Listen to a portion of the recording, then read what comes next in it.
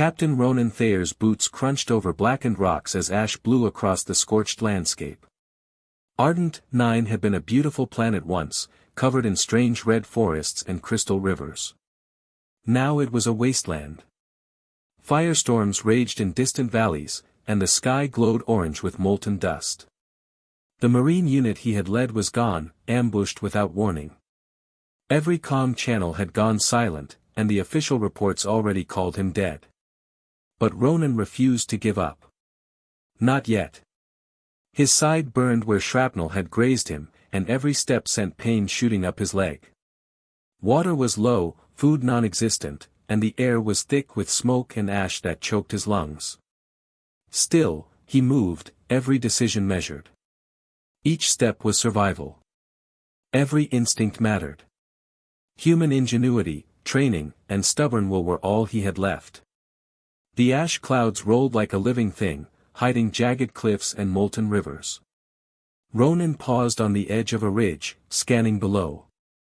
One wrong move could send him tumbling into fire. He tightened his grip on his weapon, though he had no ammo left. The weapon was weight now, but the habit of holding it kept his mind sharp. Humans survived through problem-solving. Through careful thinking. Not luck alone. He remembered the last words of his squad leader before the ambush, the way Captain Hayes had told him, "Adapt, Ronan. Even when death is staring you in the face, find a way through." Those words echoed now as he crouched behind a rock outcropping, watching the ash storms roll across the valley. Ronan's heart pounded. Not from fear, exactly, but from the effort to stay alive. He had to keep moving. Every hour of stillness made survival less likely. A sudden rumble shook the ground. Dust fell from above. Ronan's sharp eyes caught the faint shimmer of movement, small shapes darting across a lava-stained ridge. He squinted through the ash and realized they weren't rocks. Tiny, winged creatures. Dragons, or something like them. Hatchlings, no bigger than a child's arm. Their scales glimmered even in the firelight. His first thought was danger. Any creature in this wasteland could kill him in an instant. His second thought was curiosity. They moved carefully, avoiding the molten streams. Somehow, they had learned to survive here. He held his breath and lowered himself behind the rock. The hatchlings chirped softly, tiny sounds almost drowned by the ash wind. They didn't attack. They didn't flee. They seemed aware. A strange instinct told Ronan they might help him. He looked down at his bloodied hands and felt a spark of hope he hadn't felt in days. Maybe survival wasn't entirely on his own. Moving carefully, he followed the creatures at a distance. The ash made every step treacherous. Rocks crumbled under his weight. Lava bubbled dangerously close. His mind raced. He calculated paths, gauged the strength of each ledge, adjusted each movement to keep from falling. Every choice mattered. One mistake could end everything. He couldn't afford to panic. Not now. Hours passed. The hatchlings led him to a narrow canyon where molten rivers split the ground like veins. Crossing seemed impossible. Ronan wiped sweat and ash from his eyes, his body screaming in exhaustion. But he remembered something: humans survive by thinking ahead, by using tools and wit. He spotted a fallen tree scorched but sturdy. He tested it, balanced it over the lava gap, and inch by inch, careful not to slip, he made it across. The hatchlings followed, chirping encouragement, their tiny claws gripping the wood. When he reached the other side, his lungs burned, his leg throbbed, and his hands were scraped raw. Yet he smiled faintly. Survival wasn't just about strength, it was about using every resource, every opportunity. Humans could face impossible odds and still find a way. Still adapt. Still endure. As night fell, the wind grew colder, and the ash storm thickened. Ronan realized he couldn't rest in the open. The hatchlings circled overhead, their tiny lights glinting like stars in the orange gloom. He spotted a jagged cave hidden behind a rocky outcrop. Maybe shelter. Maybe death. He didn't know yet. He moved toward it slowly, testing for traps, for unstable rock. Each step sent his heart racing. Inside, the cave was dry but narrow. Ronan slid down carefully, ignoring the sharp rocks pressing into his back. He sank to the floor, exhaustion threatening to pull him under. His eyes caught movement near the cave entrance, the hatchlings hovering, chirping. He reached out a hand instinctively. One landed on his finger. Its warmth was unexpected. Somehow, even in this hostile world, connection was possible. Trust was possible. Ronan's mind whirled with possibilities. If these creatures could survive here, if they were intelligent enough to navigate the lava flows, maybe they could help him reach safety. Maybe, just maybe, humans weren't meant to survive alone, but with courage, wit, and allies, survival was still possible. Outside, the ash storm raged. Lava glowed under the dark sky.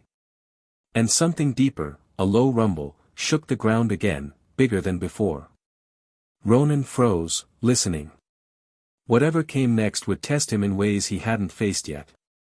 But he had learned something crucial: he wasn't dead. Not yet. Not as long as he kept moving. Not as long as he kept fighting. And as the hatchlings chirped softly around him, he knew the next challenge would arrive soon, and he would have to face it head-on. Ronan Thayer had barely closed his eyes before the cave rumbled again. The ash storm outside sounded like a living beast, wind shrieking through jagged cliffs and molten rivers far below. He forced himself to sit upright, ignoring the exhaustion that pressed on every muscle. He could sleep later, if he survived. The hatchlings, Ember, Flicker, and Ashen, chattered softly in the shadows, their small bodies glowing faintly. Ronan watched them carefully, noting how they moved with purpose, skimming over sharp rocks and leaping from one ledge to another as though the lava flows themselves were a playground. He realized something remarkable: they weren't just surviving, they were teaching him how to survive. He took stock of his supplies. Water rationed to the last drops. The medical kit barely enough to cover his wounds. Food? Nothing but scorched roots he had found earlier, bitter and dry. Every choice now had weight. Every misstep could be his last. And yet, the hatchlings offered him hope. Hope that he could still live through this nightmare. Morning came, a dim red light seeping through the ash-streaked cave entrance. Ronan tested the ground outside. The ridge was still unstable, lava bubbling dangerously close, rocks loose under his boots. The hatchlings darted ahead, chirping, hovering, almost as if guiding him. He had to follow. He had no other choice. Humans survived by observing, learning, and adapting, and these creatures had become his teachers. The first obstacle appeared as he stepped onto a narrow ledge above a molten river. One wrong step would send him plunging into the fire below. He stopped, crouched, and studied the path. Ember circled above, wings glinting, then landed carefully, testing the ledge. Flicker and Ashen followed. Each motion was precise. Each landing deliberate. Ronan realized he could use their movements to judge the stability of the rocks, to time his own steps. He took a deep breath, measured each step, and slowly crossed. His heart pounded. Sweat mixed with ash, stinging his eyes. Fear and determination coexisted in a strange, electric way. Every sense sharpened. He felt alive in a way that few had the chance to experience. Survival wasn't easy, it was a battle, and every battle required strategy and courage. Hours passed in this careful rhythm. Ronan learned the hatchling's subtle signals, how Ember's wings twitched when danger lurked, how Flicker chirped softly when a ledge was secure, how Ashen hovered nervously near cracks in the rock. He began to anticipate hazards before he saw them, a human mind working in tandem with alien instinct. Every success, every narrow escape, built a fragile confidence that maybe, just maybe, he could make it off this planet alive. Yet the challenges grew worse. A sudden ash slide thundered down a cliffside, sending molten rocks tumbling toward him. Ronan leapt, grabbing a jutting boulder, heart hammering as the lava rushed past. The hatchlings scattered but returned almost immediately, guiding him away from danger, chirping insistently. They weren't just following, they were partners. Allies in a world that had become hostile to every human instinct. As night fell, the ash storm intensified. Visibility dropped to almost nothing. Ronan crouched behind a jagged outcrop, hugging his knees, muscles aching from constant tension.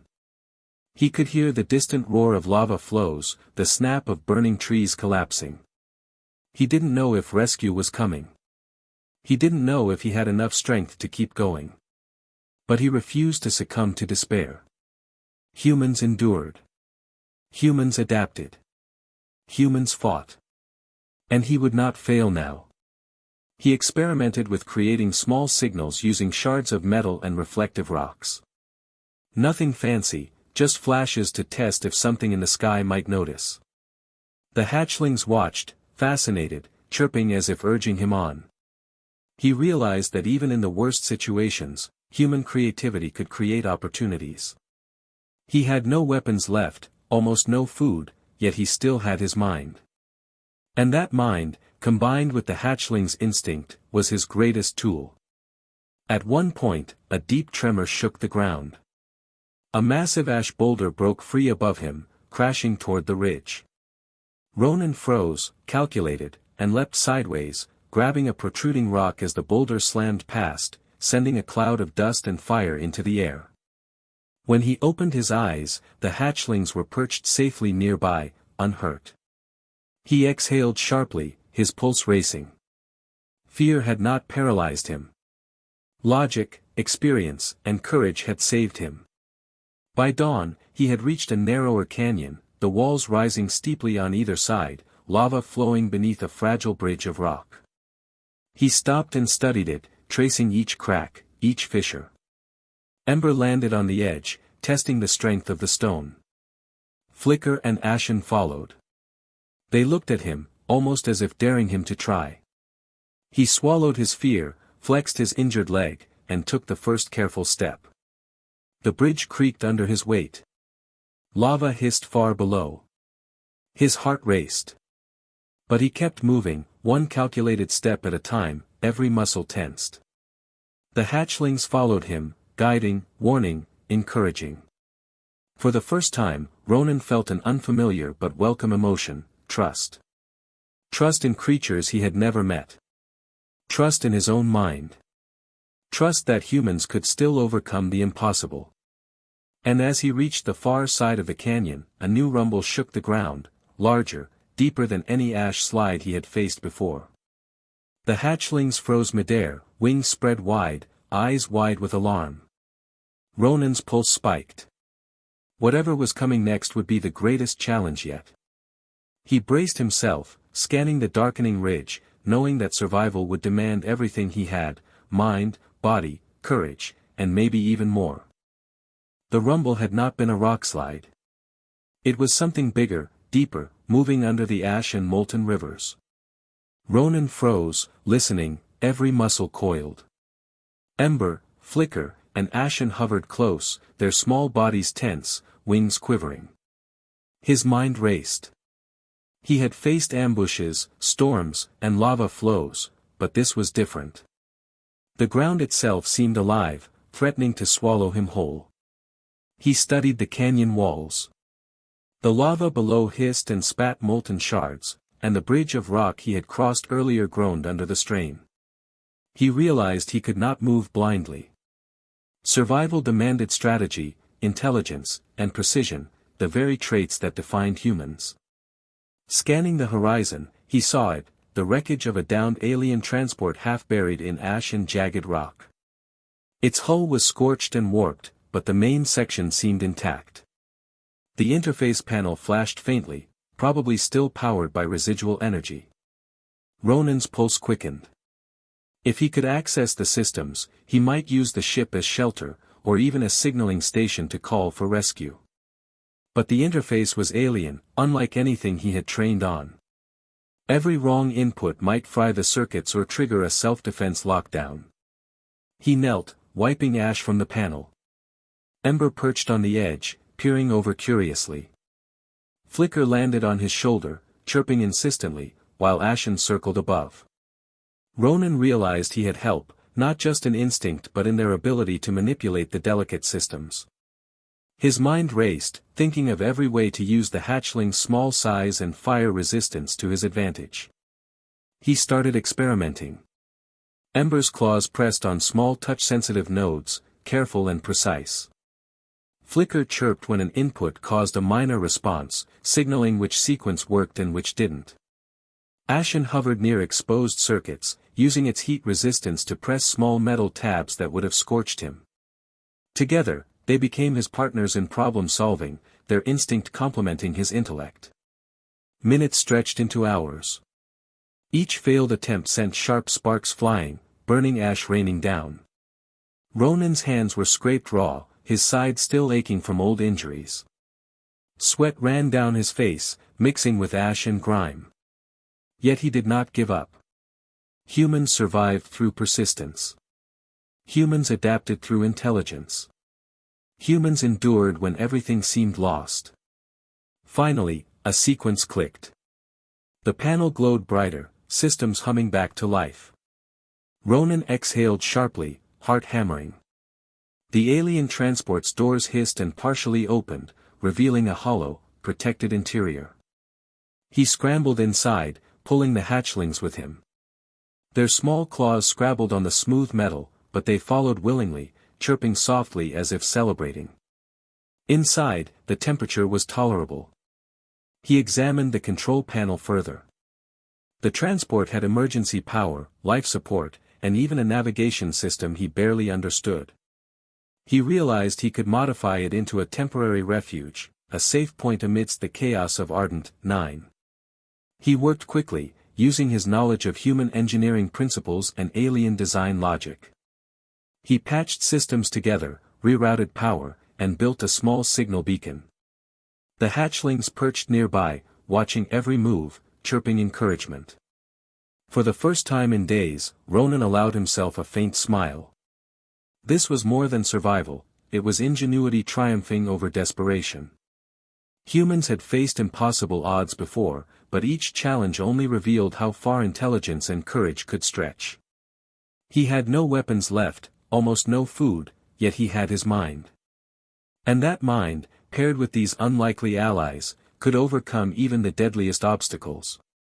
He tested the signal. A faint blip appeared on distant scanners, weak, but detectable. Rescue was possible, but not guaranteed. He knew he would need more than luck. He would need strategy, timing, and precise execution. And whatever came next, he could not afford mistakes. Night fell, and the ash storm grew harsher. Ronan secured the hatchlings inside the transport, giving them small patches of fire-resistant cloth to rest on. They nestled close, their soft warmth a small comfort against the cold and danger outside.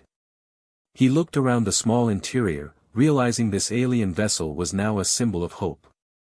Not just survival, but a chance to turn the tide against the impossible odds Ardent 9 had thrown at him. Suddenly, a tremor shook the floor. Ronan's pulse spiked. Outside, shadows shifted. He pressed himself against the wall, heart racing. The hatchlings huddled close, sensing the danger. His mind worked instantly, calculating probabilities. Could the ship withstand the quake? Could he defend it if something attacked? Every second mattered. Through the trembling dust and distant lava roars, a faint movement caught his eye, a massive silhouette, unlike anything he had seen before, creeping across the valley floor. The hatchling stiffened, wings spread wide, eyes wide with alarm. Ronan's heart pounded. He didn't recognize the creature, but instinct told him it was dangerous, perhaps deadly. Survival would require more than courage, it would require every ounce of strategy, skill, and trust in these small, incredible allies. He tightened his fists, squared his shoulders, and whispered to himself, "We survive. We adapt. We fight." The hatchlings chirped in response, as if agreeing. And in that moment, Ronan knew that the next trial would not just test his strength, but the very essence of human ingenuity. He had made it this far, against impossible odds. But the greatest danger, the one that could end him forever, was approaching. He crouched low, eyes fixed on the dark silhouette, muscles tensed, and mind sharp. Whatever came next, he would face it. Not as a man alone, but as a human capable of extraordinary courage, with allies no one else would have believed possible. And as the massive shadow moved closer, the ash swirling like smoke around its legs, Ronan realized the next challenge would define everything: survival, intelligence, courage, and the bond he had formed with the dragon hatchlings.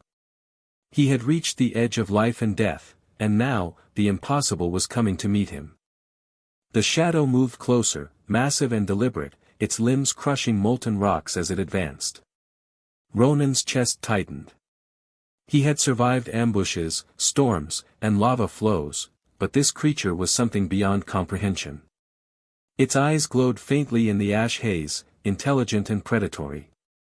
His pulse raced, but he forced his breathing steady. Panic would kill him. Humans survived through thought, not fear.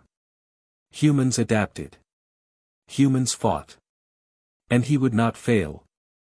He crouched low inside the alien transport, the hatchlings pressed against him.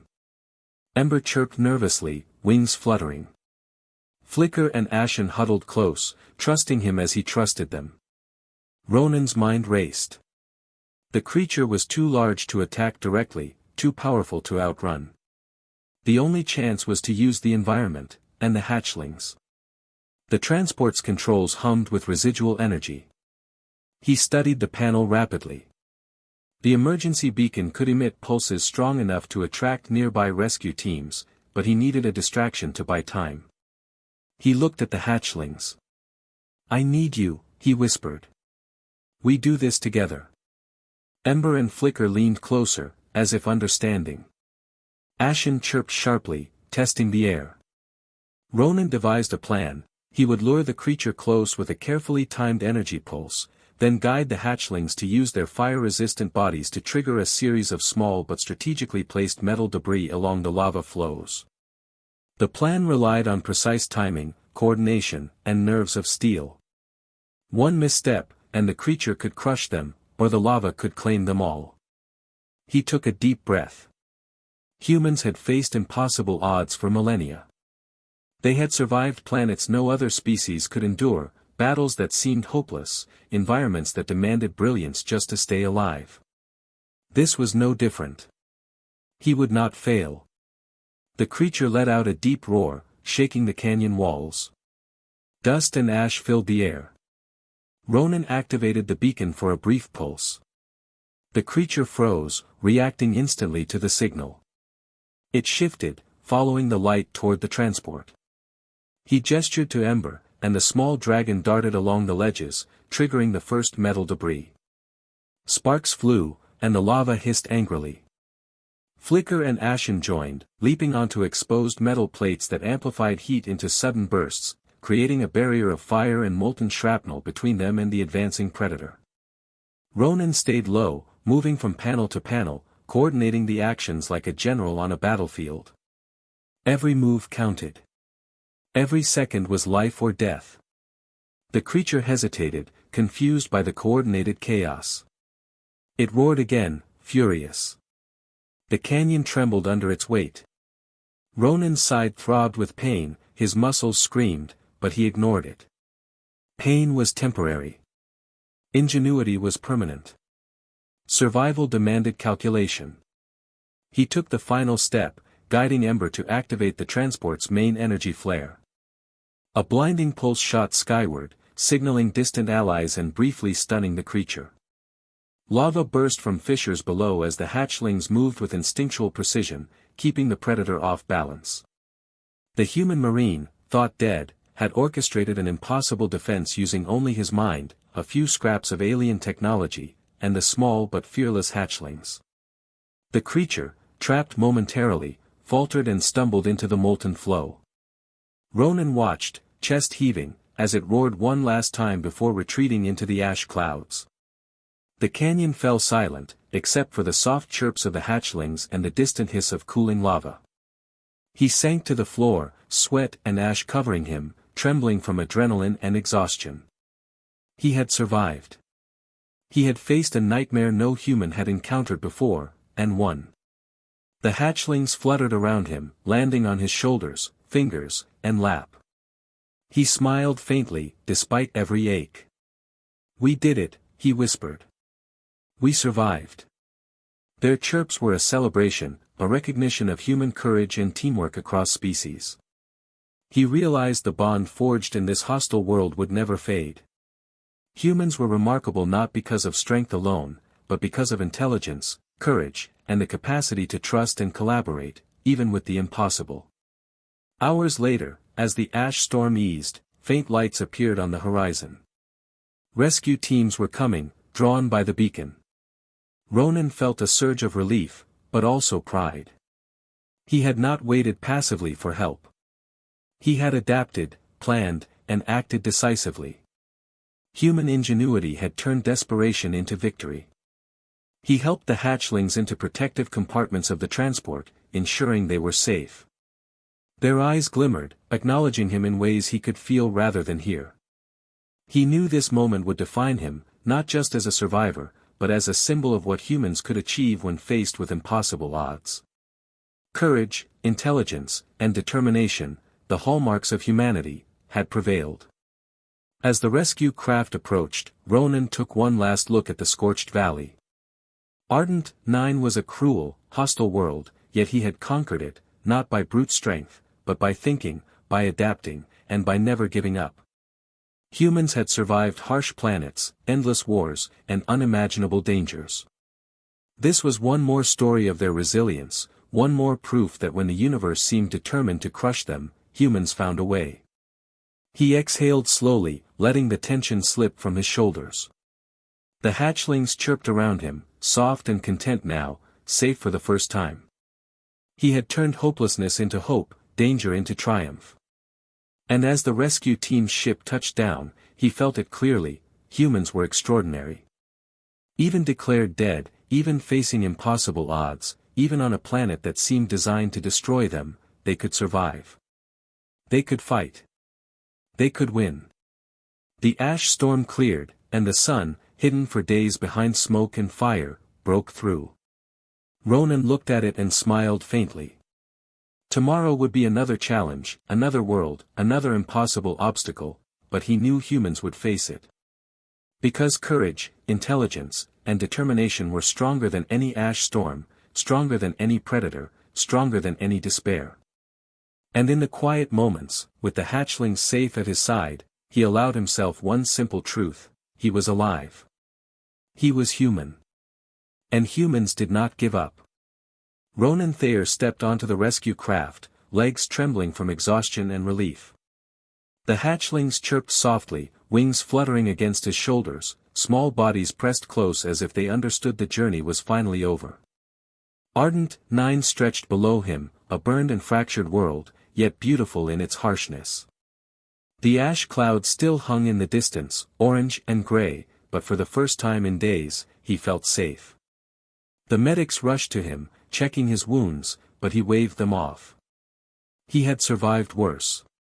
His pride wasn't in escaping the planet, it was in how he had survived. Alone, wounded, declared dead, he had used his mind, his courage, and the unusual bond with 3 dragon hatchlings to outwit death itself. Humans were not just survivors, they were problem solvers, creators of hope even in hopeless places. The hatchlings chirped as if sensing his thoughts. Ronan knelt, brushing ash from their scales. "You saved me as much as I saved you," he whispered. "We did this together." Ember nudged his hand, Flicker circled his head, and Ashen perched on his shoulder. In their small, glowing eyes, he saw recognition and trust, a connection deeper than language, deeper than species.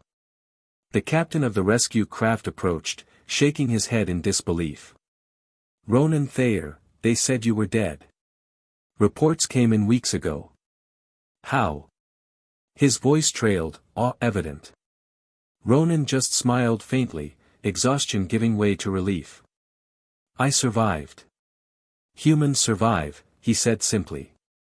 He didn't have to explain everything, the ingenuity, the calculations, the cooperation with creatures no one believed existed. Some things were better felt than told. As the ship lifted from the surface, Ronan looked down at the alien transport he had turned into a temporary refuge. It had become more than metal and circuits, it had been a tool of survival, proof that human intelligence could adapt to any system, any environment. He thought about the narrow ridges, molten rivers, and collapsing cliffs.